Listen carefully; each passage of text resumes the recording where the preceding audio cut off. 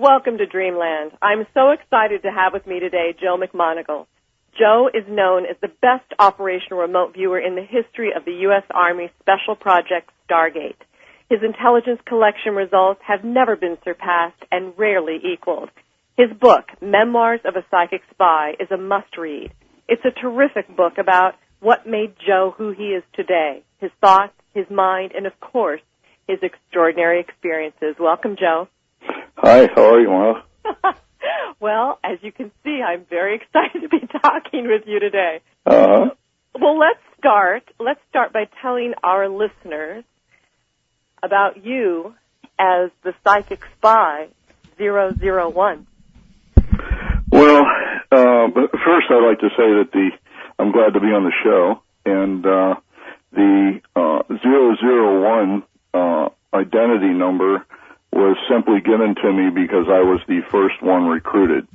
When the second man was tested and recruited, they realized that if they gave him 002, they'd be telling the world how many remote viewers they had. So he unfortunately didn't get 002. He got 385 or something like that. Well, you were born in or raised in Miami, Florida. So that's correct. Yes. Take us through how you got into the Army. Just a little bit about how you became the Psychic Spy. Well, I originally joined the Army in 1964, right within a month or so of high school. I didn't feel like it was time for me to go to college. I had at least a partial way of going, and I decided against it. I felt like I'd be throwing money away in college at that time, so I decided to join the U.S. military. Wow. I shopped around and decided on the Army simply because I felt like the Army recruiter was not lying to me. The rest, I think, were telling me stories that were encouraging but somewhat less than honest about what was going on at the time. Well, and you were also very intuitive. I mean, you were starting to, even before you became a remote viewer, you were leading yourself down the path of listening to your gut as your uncle told you to do. Is that correct? Yeah, in fact, I had been psychic all my life. I started as a young child being very psychic, and when I had decided on the Army, most of my relatives were disappointed because they had all been in the Navy or the Marine Corps during the Second World War, and they were somewhat disappointed when I said that I was enlisting in the Army. But I had one uncle who was a World War II vet from the Marines who came by and basically told me exactly that. He said, don't pay any attention to anyone. If there's any kind of situation you find yourself in where it's a life and death situation, he said, follow your gut and your instinct. Do not depend on the rules. In fact, throw the rules out the window. Just ignore them and proceed by following your instinct. Which I took his word on that, and as a result, did very well both in the military and got you out. out of some really some very dangerous circumstances as well. So sometimes, and there were many times, and it's kind of hard to explain. On one occasion I was on a very small fire base. It's called LZ2 Bits. It was a French graveyard in Bongsong, and when we were under orders to do certain things if the fire base was attacked, and on the evening that it was attacked, I was supposed to report to a specific bunker where I was supposed to get orders to take my men certain places and do certain things. And on reporting to the bunker, as I was entering the bunker, I had a voice in my head telling me, get out, get out. And so I didn't quite make it into the bunker. I froze on the steps and started backing out, and there was a huge explosion and the bunker collapsed, and I found myself regaining consciousness on the ground outside the bunker. Wow. Well, your abilities in the military led you, of course, to being chosen to be part of the Gondola Project. It was called that, correct? And Gondola Wish was the original name of the project, yes. So tell us how you were selected. Well, they knew that the Soviet Union during the Cold War, they knew they were using psychics to target us, and we had no means of knowing how good or how bad they were. And so originally they decided to do a study project where we would recruit people out of Army intelligence and teach them remote viewing or psychic functioning and target our own people. At the end of a certain period of doing that, we would turn over all the material that we collected psychically to an independent agency, and they would evaluate it and determine whether or not it was of any value. And based on that value, they would assume that that was probably how well the Russians were doing. Unfortunately, they couldn't tell people to just come into a room and they couldn't bring a lot of people into the room and say, everybody who thinks they're psychic, raise your hand. Because in those days, if you had said, I believe I'm psychic, you would have lost all your clearances and been a cook by the afternoon. So they had to find us in a different way, and the way they did that was they made an assumption that people who did lots of things overseas that put them in harm's way, or did things that were extremely hazardous, but where they survived anyway, were probably either very, very lucky or somewhat psychic. And they wound up, after interviewing hundreds of people and going through thousands of files, they ended up bringing me in and interviewing me. The interview was primarily to ask us how we felt about psychic functioning and whether or not we believed that it could be a threat. After reviewing the data, much of it was classified at the time, I came to the conclusion that it was definitely a threat. If any of it was true, it would be a severe threat against both our government as well as our population. So I volunteered to help explore it. So it was the Stanford Research Institute with Ingo Swann that developed this protocol. Is that correct? That's correct. Ingo Swann was working at Stanford Research Institute with Hal Puthoff and Russell Targ at the time. They developed the remote viewing protocol, which simply stated is that anyone who believes themselves to be psychic, who are targeted on something, must be targeted in a double-blind scenario. In other words, they must be completely blind to the target, and anyone in the room with them while they're performing must also be totally blind to the target. So how do you define it for our listeners? How is remote viewing differentiated from psychic functioning?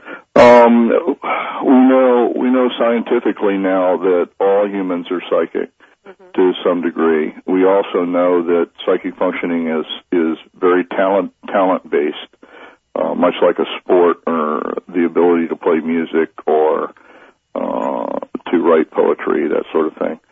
And so we know that some people are very, very gifted and some people aren't, but everybody has the capacity. So what you do is you put someone within the circumstances of having to be psychic. In other words, you have a target established, which no one knows what the target is, and you put the remote viewer in a sealed room, windowless room with an interviewer who also has no idea what the target is, and you have them interact with the idea that the remote viewer is going to produce only psychic information and provide that psychic information as to what's pertinent to that unknown target. Well, this book is just filled with so many extraordinary examples of what you have been through. And one of the things that struck me when I was reading it is the association that you have about time. I mean, you were put in situations where someone didn't even pick the target, and you were viewing it, and you were getting the information before it was even calculated or set up. So what's the idea about the time for the time element here? What you're basically talking about is precognitive ability, or the ability of someone to see and report on something actually before it happens. That's not unusual. We had many instances where we were targeted on something specific, and instead of getting information on that specific target, there would be something more important that would be coming up that we would be more inclined to produce information on.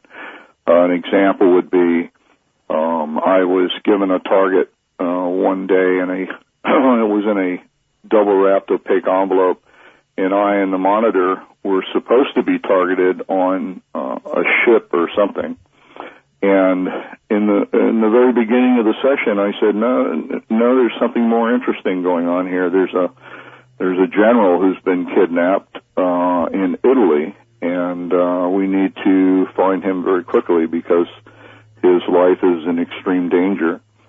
And I proceeded to give a location, Padua, which I called by Padova, which was the archaic name in Italy, and drew a very detailed map of the street that he was being held on and a building that he was being held in.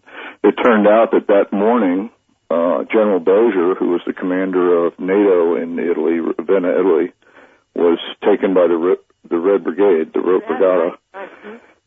And no one had even told us that. In fact, it was very close hold information that only the Defense Intelligence Agency had possession of at the time. And so they called us later that morning and said, we have a special emergency target for you.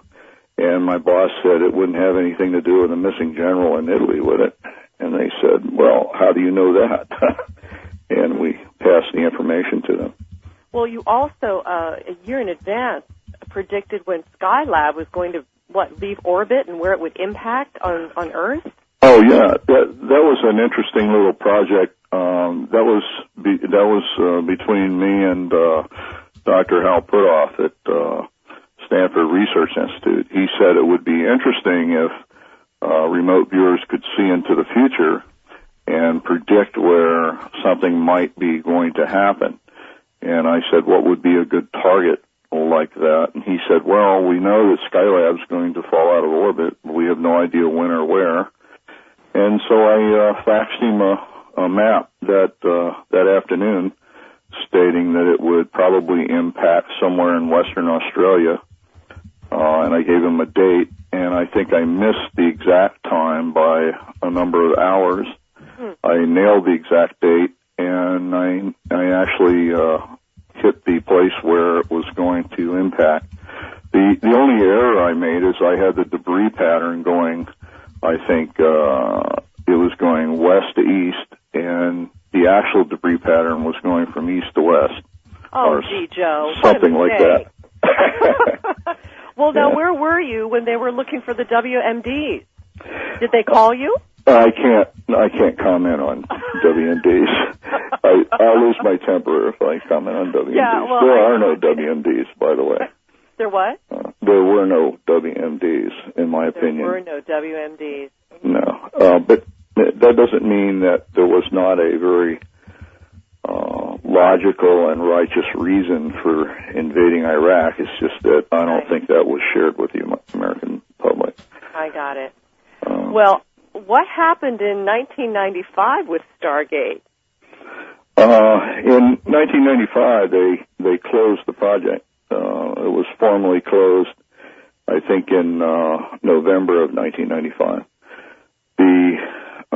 The CIA was ordered by Congress to assume managerial authority for Stargate because they felt that since it involved human intelligence, that it rightfully belonged under the managerial authority of the CIA. They had for years had a lot of difficulty finding someone to manage the project because the managers, the people who would have to manage the full colonels or lieutenant colonels, basically were not inclined to want to risk their careers doing that. So they always assign someone who was about to retire. How did they expose it, Joe? Well, what happened is kind of interesting. They did not want to assume managerial authority because they had just gotten a black eye for MKUltra, the use of LSD for interrogations and things.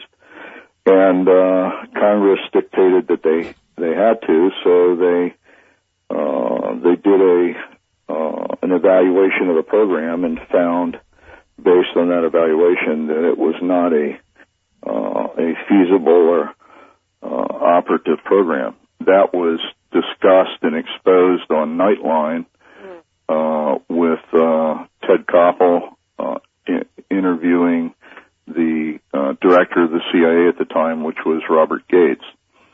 Robert Gates made a interesting statement. He said that in no case ever was standalone intelligence provided by the Stargate program that was of any value. And that's both a true and a false statement. It's true because no one source ever provides standalone information that's acted upon. No one source is ever considered to be accurate. It always has to be confirmed by other sources.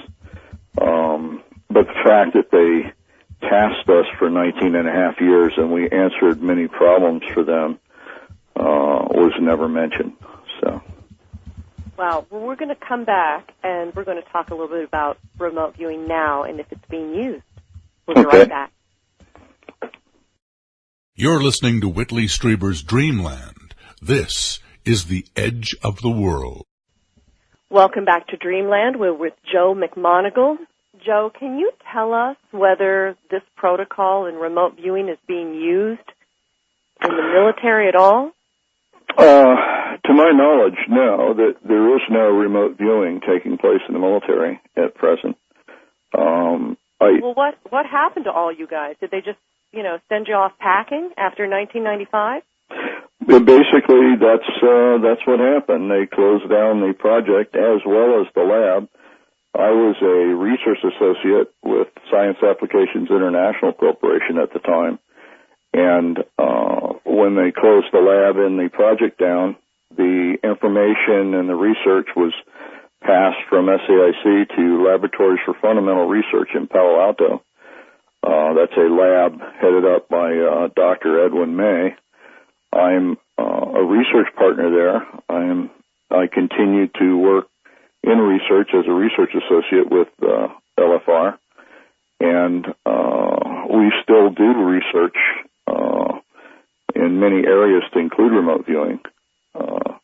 And we've been able to do a lot of research in foreign countries, Budapest, Hungary as an example, and we were able to travel on numerous occasions to Russia, to Moscow, where we met our counterparts and have toured their remote viewing facility and met their individual remote viewers and participants in their Was original their protocol group. the same as yours?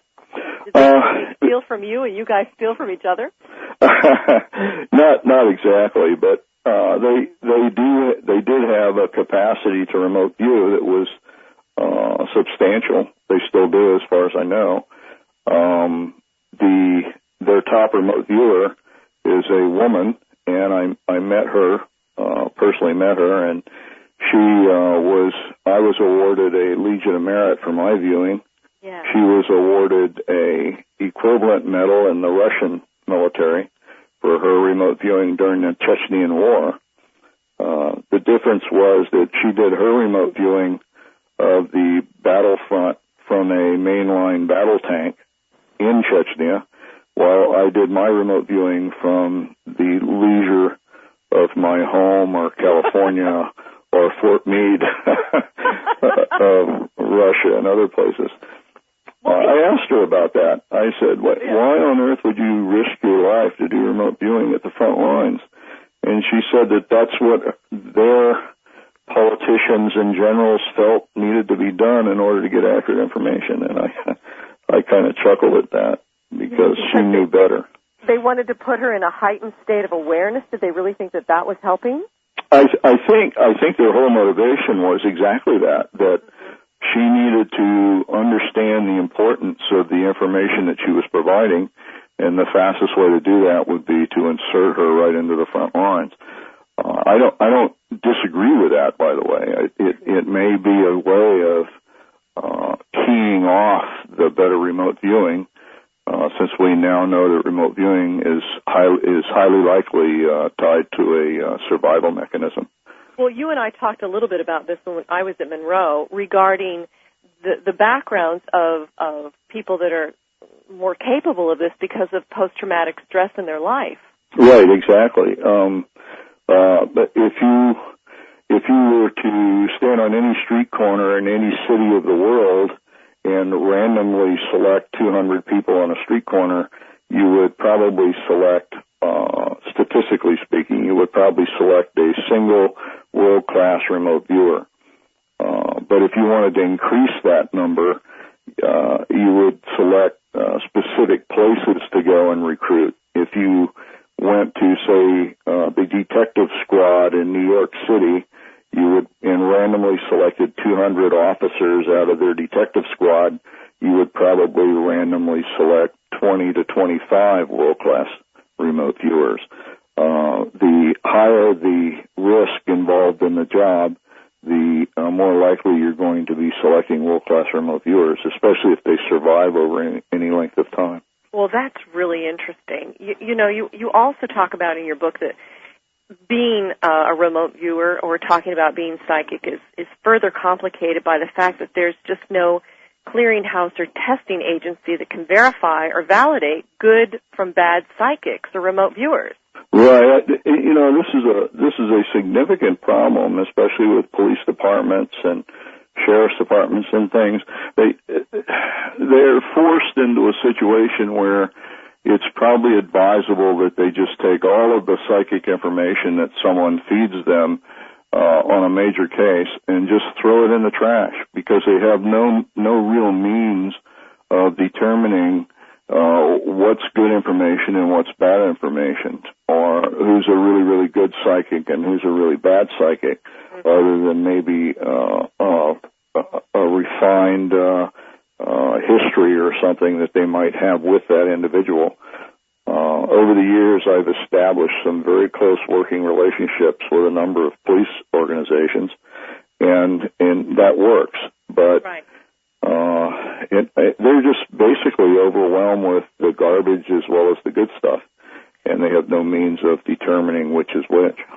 Well, and for me, I understand that I've had some success in working with them, but finding one that will take what you have to say and create a relationship with that detective is, takes some time. That's exactly right. I've been doing this for 32 years now, and about the time that it's taken me to establish all those relationships, and I find myself now reaching a point where I'm tired and I want to retire from this stuff, and I have people saying, you can't, it took us all these years to find you now, don't retire. Well, you had such great success in Japan and in other countries. I mean, Japan locked on to you and put you on TV finding people. Yeah, that was especially rewarding, because the Japanese started out not believing in anything like this, and I was first challenged to demonstrate remote viewing live on a show called Battle TV, and it worked extremely well, and it was all totally blind, and I think it really surprised them. So they suggested another format for a show that would be a 2-hour special, and I did 14 2-hour specials where all I used the remote viewing for was locating missing people. And these were people that were missing 35 years to 60 years that no one had seen or heard from. My God. And I think there were 28 missing people, and I successfully located exactly half, 14, which is not bad. Not bad. Not bad. That's tremendous. My God. Well, you know what? Our listeners are going to be very impressed by this, but aren't you the only remote viewer who's ever reviewed a UFO?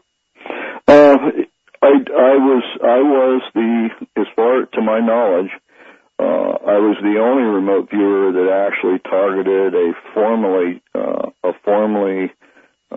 targeted UFO. That's a UFO that an agency actually wanted information on, and I wasn't exactly able to provide a lot of information because they're extremely difficult to get information on, but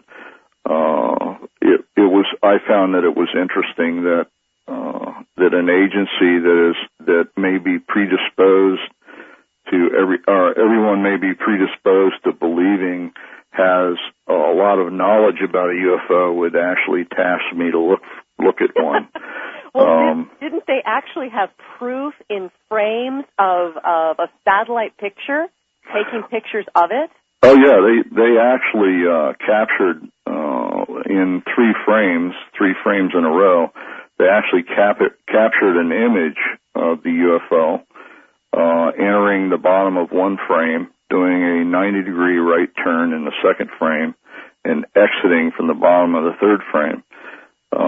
Based on the rate that the frames were taken, the focal length, and et cetera, all the technology involved, they were able to guess that it was doing probably around 3,800 miles per hour, made a perfect 90-degree turn, and was well over 150 feet in diameter. Astounding. Yeah, it was obvious that it was pretty flat. And it was operating at about, I think, 13,000 feet, give or take 500 feet. But I was able to confirm all of that during blind targeting, as well as some possible information on drive mechanisms. But beyond that, I don't remember a great deal. It was kind of a strange target.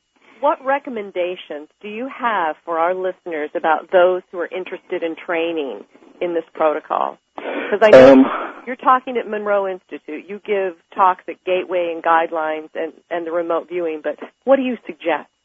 Well, there are a couple people that were members of the unit that do formal training. Aside from the training, the seminar that's given on training at the Monroe Institute, that would be Paul Smith and Lynn Buchanan. Great, yeah. You have to pardon me, I can't remember the names of their organizations, but I do know that they train in a very specific and limited methodology. I don't necessarily agree with that methodology, but I personally don't train. I believe it's impossible to train someone to be psychic. I think you can teach people the protocol and the ramifications of how the protocol can be used or should be used. So in that regard, I think there's certainly ways of training people.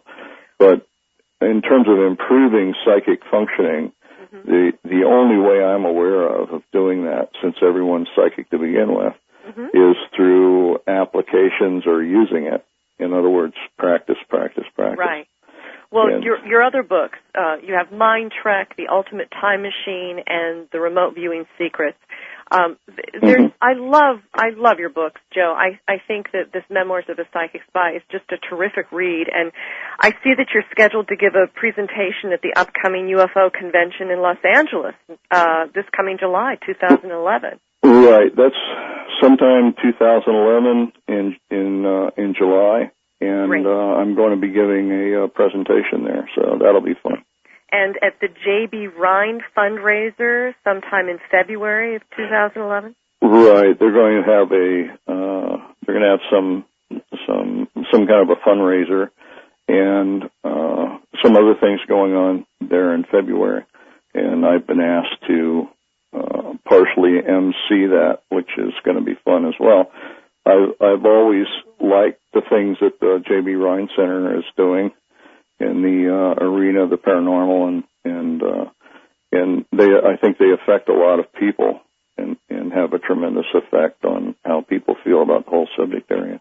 Well, I think your website, which we will list, of course, on Dreamland, is really so extensive. There's a lot to research and take a look at. And, of course, we have to mention your darling wife, Scooter, who is a terrific astrologer.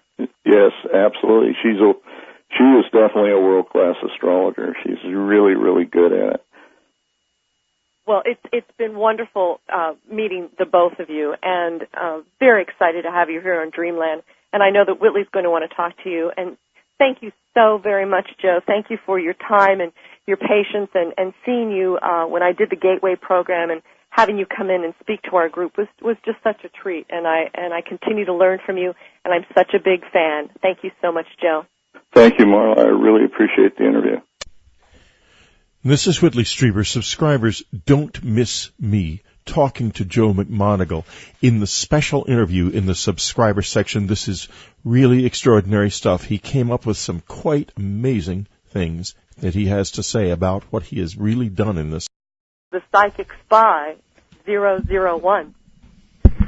Well, but first I'd like to say that I'm glad to be on the show, and the 001 identity number was simply given to me because I was the first one recruited. When the second man was tested and recruited, they realized that if they gave him 002, they'd be telling the world how many remote viewers they had. So he unfortunately didn't get 002. He got 385 or something like that. Well, you were born in or raised in Miami, Florida. So that's correct. Yes. Take us through how telling me stories that were encouraging, but somewhat less than honest about what was going on at the time. Well, and you were also very intuitive. I mean, you were starting to, even before you became a remote viewer, you were leading yourself down the path of listening to your gut, as your uncle told you to do. Is that correct? Yeah, in fact, I had been psychic all my life. I started as a young child being very psychic, and when I had decided on the Army, most of my relatives were disappointed because they had all been in the Navy or the Marine Corps during the Second World War, and they were somewhat disappointed when I said that I was enlisting in the Army. But I had one uncle who was a World War II vet from the Marines who came by and basically told me exactly that. He said, "Don't pay any attention to anyone. If there's any kind of situation you find yourself in where it's a life and death situation," he said, "follow your gut and your instinct. Do not depend on the rules. In fact, throw the rules out the window. Just ignore them and proceed by following your instinct," which I took his word on that, and as a result, did very well, both in the military. You got into the Army. Just a little bit about how you became the psychic spy. Well, I originally joined the Army in 1964, right within a month or so of high school. I didn't feel like it was time for me to go to college. I had at least a partial way of going, and I decided against it. I felt like I'd be throwing money away in college at that time, so I decided to join the U.S. military. Wow. I shopped around and decided on the Army simply because I felt like the Army recruiter was not lying to me. The rest, I think, were... Welcome to Dreamland. I'm so excited to have with me today Joe McMoneagle. Joe is known as the best operational remote viewer in the history of the U.S. Army Special Project Stargate. His intelligence collection results have never been surpassed and rarely equaled. His book, Memoirs of a Psychic Spy, is a must-read. It's a terrific book about what made Joe who he is today, his thoughts, his mind, and, of course, his extraordinary experiences. Welcome, Joe. Hi, how are you, Marla? Well, as you can see, I'm very excited to be talking with you today. Uh-huh. Well, let's start by telling our listeners about you as